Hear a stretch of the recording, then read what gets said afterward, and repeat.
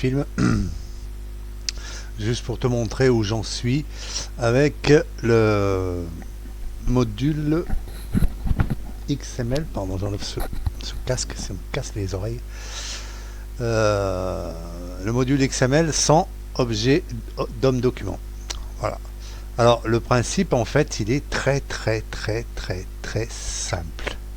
Alors le seul souci que j'ai eu sur le coup, c'est l'accès du module standard aux éléments du module classe. Alors effectivement il y a des choses à faire, mais bon, je vais te montrer un petit peu. Voilà, ça c'est la classe. Alors j'ai commencé, j'ai pas tout mis, j'ai mis juste l'essentiel pour le moment. Tag name, ID, label. Alors les child, bon ben c'est les enfants, hein. Le child count c'est le count, hein. Parent X c'est le parent, l'indent tu le sais, c'est l'attribut que je me sers interne pour indenter mon code après, et une variable all élément qui est dans le initialize de la classe, aussi bien que child, redimensionné en tableau d'éléments. Alors la première fonction, c'est la fonction create élément. Elle va créer l'élément, c'est tout. Elle va créer une instance de XML élément. Voilà. Et elle va lui donner un tag. Voilà. Et cette fonction-là, elle est appelée ici. Je démarre le projet, set new XML, docxml indent 1. Ça, c'est le premier. Ça va être mon document. Là où je vais utiliser la fonction create élément, c'est avec le custom UI. Alors set custom UI égale docxml create élément custom UI. Ça c'est l'attribut. Et là, avec cette fonction doc append-child custom UI, je vais entrer l'instance custom UI dans les child de la docxml ici. Append-child. Alors ici il y a déjà le test, si c'est possible ou pas, hein, pour éviter de faire des erreurs. J'ai pas tout mis encore, mais il reste encore 2-3 lignes, parce que quand on fait les choses intelligemment, il n'y a pas besoin des chaînes de string de 3 km, hein. Les choses elles sont simples. Voilà, donc append-child. Donc là je vais redimensionner plus 1 le tableau child. Je le préserve. Je rajoute l'attribut indent. Alors l'indent, c'est l'indent mi plus 1, donc le parent plus 1, automatiquement. Le child, ben, c'est le E que je viens de créer, append-child E, que j'envoie dans la... que j'injecte dans la fonction. Et set child parent X égale mi. Je le précise en tant qu'attribut. J'en ai pas besoin. Honnêtement, maintenant de ça, j'en ai plus besoin. Puisque ce que je fais ici, voilà, c'est doc. Donc l'instance de doc XML, dans l'instance de doc XML, je rajoute un child, et le child c'est custom UI. Donc en fait, je n'ai même plus besoin de la variable parent X. Voilà. D'ailleurs, tu vas voir avec les fonctions get élément by id, etc. On n'en a pas besoin. Donc voilà, ça c'est ça, tout simplement. Et là, je fais pareil avec set ribbon. Alors c'est toujours docxml create élément qui fabrique, qui construit, qui crée l'instance. Et après, j'append-child aux parents. Là, je crée le ribbon, je l'append-child au custom UI. Et ainsi de suite. Voilà. Et ça peut être fait, chaque élément qui est rajouté là, ça peut être fait dans une sub différente. C'est ça qui est bien, parce qu'on est dans des variables publiques, donc d'une manière ou d'une autre, ça peut être commandé l'une par l'autre par des boutons dans le ruban, si tu vois ce que je veux dire. Voilà. Donc ici, ce que je fais, je rajoute un bureau, alors c'est un groupe. Donc c'est toujours pareil, hein, cette groupe égale doc et seulement create élément groupe. Groupe ID, alors j'ai fait une fonction aussi get valid ID de façon qu'il n'y ait pas de doublon. Donc l'ID est automatique. Groupe label, bon ben là je mets mon attribut, hein. Et toujours pareil, j'append-child avec le parent et l'enfant. Voilà. Et c'est toujours pareil. Là, je rajoute un deuxième groupe. Pareil. Là, maintenant, je vais... Alors là, j'ai construit deux groupes. Mais je veux rajouter des boutons dans le groupe 1. Alors c'est toujours ça le problème, parce que quand on s'amuse à faire des classes, on est obligé de faire tout d'un coup, comme ça. Moi, mon intention, c'était de pouvoir manipuler ça de la même manière que l'objet DOM document. Et ça, c'était très important. Donc, c'est pour ça que j'ai choisi cette méthode-là. Donc, j'ai fait une fonction getElementById. C'est une fonction, je l'ai dit la dernière fois, récursive. Parce que quand on va chercher les éléments avec un ID particulier dans DocXML, DocXML, à preuve du contraire, il n'a qu'un seul enfant, c'est le custom UI. Les autres, c'est les enfants du custom UI, les enfants du ribbon, les managers, etc., etc. Donc, jusqu'à preuve du contraire, le DocXML n'a qu'un seul child. Donc, en fait, ce qu'il nous faut, c'est une fonction récursive. Cette fonction récursive, elle est là. Voilà, et c'est toujours pareil, hein. On lit l'élément, on boucle sur tous les éléments et on cherche les child nodes. Et on cherche le même ID. Voilà, tout simplement. Et en rappelant la fonction, de façon à lister les choses dans l'ordre. D'ailleurs, le principe de la récursivité, élément, boucle sur le reste, élément, c'est la même chose que la generate XML. Élément, blablabla, les attributs et machin, et les boucles sur le machin, sur les child nodes. Toujours ce même principe, et il est super facile. Et j'ai fait la fonction getValidID pour avoir des idées automatiques sans doublon. C'est pour ça que j'avais besoin de cette variable allElément que j'ai eu du mal à charger et que maintenant je charge ici.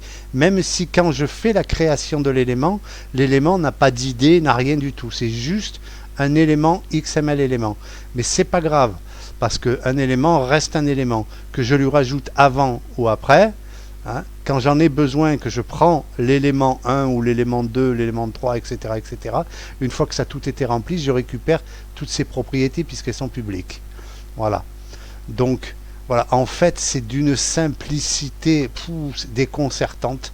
En fait, child node, ouais, je l'ai pas montré. Child node, c'est soit pour avoir un child node X, c'est-à-dire un élément des child, soit pour avoir le groupe child, pour avoir carrément l'ensemble des child. Voilà, j'ai fait ça vraiment pour que ça fonctionne exactement comme l'objet DOM document. C'est vraiment une imitation tout simplement. C'était vraiment le but de faire comme ça. Voilà, donc j'ai été là, où j'en suis, voilà. Je reprends, voilà. J'ai fait mes deux groupes et maintenant je veux rajouter des boutons dans le groupe 1. Et ma fonction getElementById, qui est récursive et qui donc peut trouver l'enfant de l'enfant de l'enfant de l'enfant de l'enfant, et une vita aeternam, tu peux y aller jusqu'à je ne sais quel étage, et il peut le trouver. Donc dès qu'il me l'a trouvé, à partir de ce moment-là, ici j'ai fait 7 groupes docxml create élément, ici je fais 7 groupes docxml get élément, c'est-à-dire je cherche un élément qui existe. Une fois que je l'ai trouvé, c'est bouton id, bouton label, etc. Et après j'appelle child de la même manière que j'ai fait là, que j'ai fait partout, en fait, de la même manière. C'est exactement le fonctionnement de l'objet document. C'est ça qui est génial, en fait. Voilà. Donc là, je continue, hein. À chaque fois, je fais un getElementById pour avoir le parent, puisque je l'ai passé, je suis passé à une autre instance, hein, entre temps, hein, j'ai fait plein de choses. Donc à chaque fois, si je veux récupérer un élément parent, de la même manière que je ferai avec le DOM document, getElément par tagname ou by id. Là, en l'occurrence, on travaille avec des ID parce que tous les éléments, sauf le custom UI, le ribbon et le taps, n'ont pas d'idée, mais les taps, on les touche pas. Jusqu'à taps, on ne touche pas, on s'en fout. Voilà. Donc, on a des éléments qu'on peut rajouter même après. Voilà.